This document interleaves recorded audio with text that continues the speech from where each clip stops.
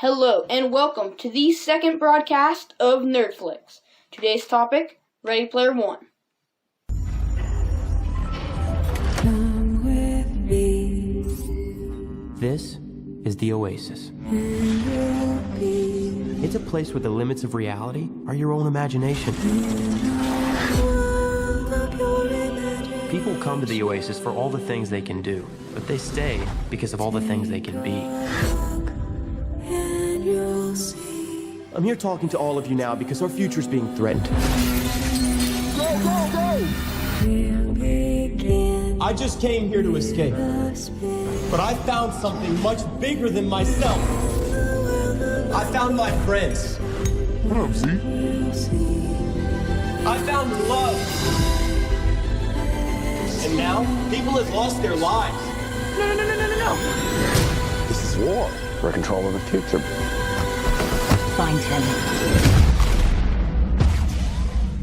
Welcome to the rebellion, Wade.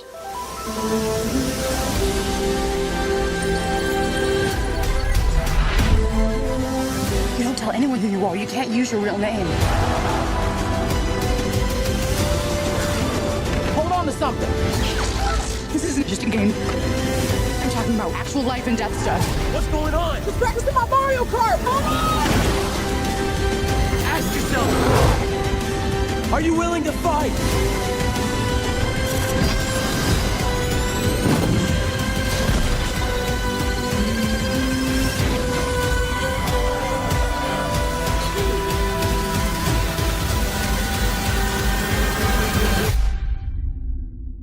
Come with me.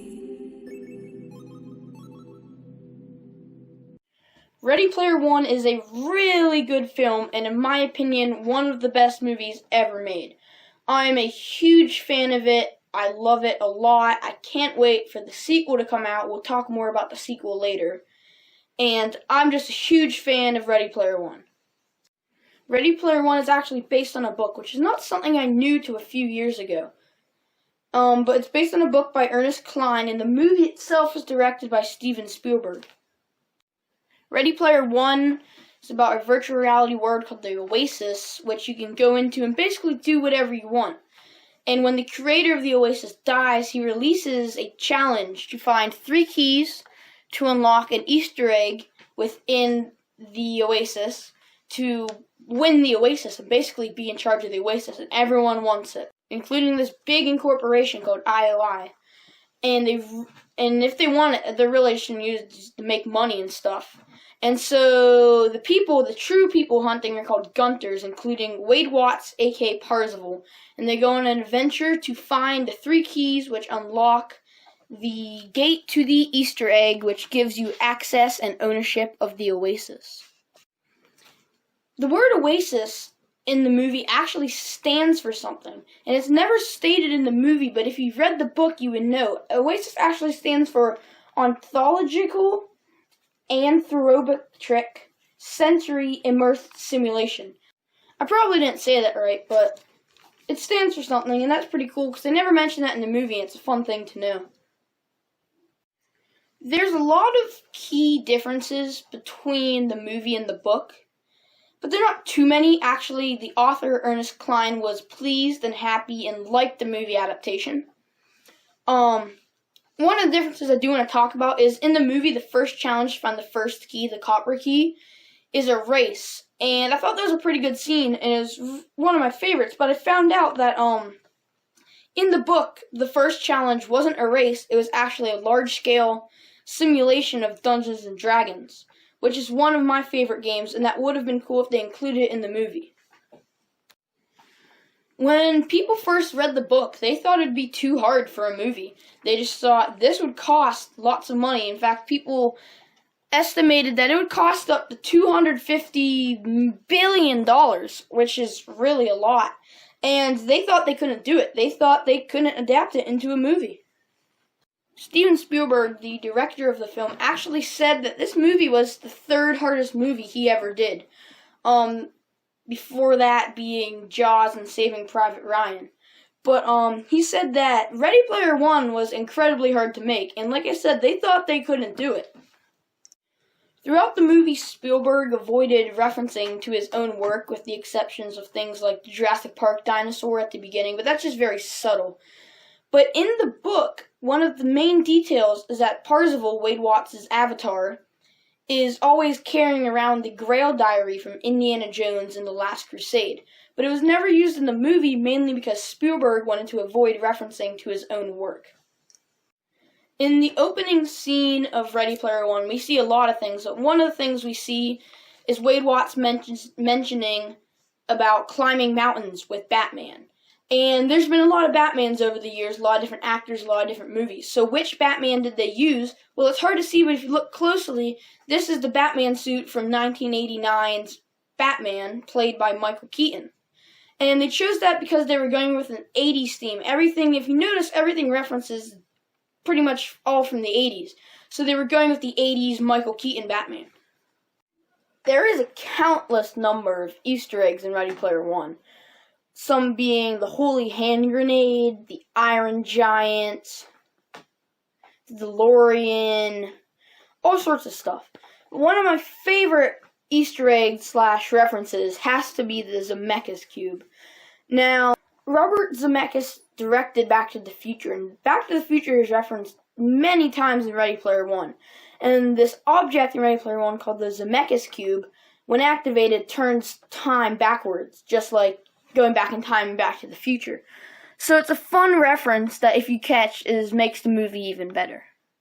In one of the final scenes of the movie, we see James Holliday, the creator of the Oasis, in the Oasis, giving Parzival the Easter egg that grants him ownership to the Oasis. And as he leaves, Parzival asked Holliday if he's a simulation. Holliday looks at him and says, no. And Parzival asked him, is Holliday really dead? And Holliday goes, yes.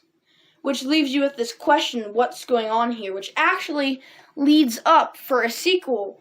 And yes, there is going to be a sequel. The book has already been released, so if you haven't read that yet, I strongly recommend it. It's a very good book. I've already read it. It's really good.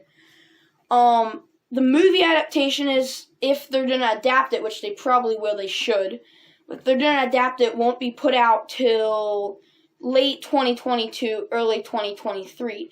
But that end scene in Ready Player One was, if you listen closely, setting up for the second book, which is about new technology that could potentially change the world. But with that brings new enemies. In fact, it brings a very unexpected enemy and a brand new exciting plot with two worlds this time in the mix. There hasn't been an official announcement yet for the second movie, which means that there hasn't been any official poster yet. But since I'm such a fan, I decided to go ahead and make my own poster. So here it is. You tell me what you think about it. It took me a while to do it, and you can see I colored it. I don't color much of my drawings. But this is what I think the Ready Player 2 poster should look like, so you can take a look at that and see what you think. So let's talk more about the second book. Like I said, I already read it. It's really good. You guys should read it.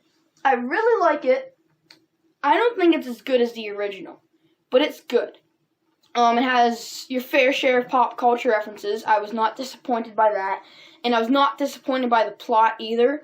It was really good. It was a brand new, fresh plot with hints from the old book, because I don't like movie sequels that undo or redo or basically just copy the first movie or book.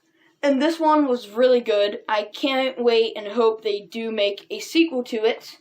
Of course, they'll probably change some stuff. They changed some stuff in the first book. But it's really good overall. It has a really nice plot. The plot's really interesting too. I'm not going to say too much. I don't want to spoil it for anyone. That wraps up this episode of Nerdflix. I will see you next week on Nerdflix. Come with me, This is the Oasis. and you'll be It's a place where the limits of reality are your own imagination.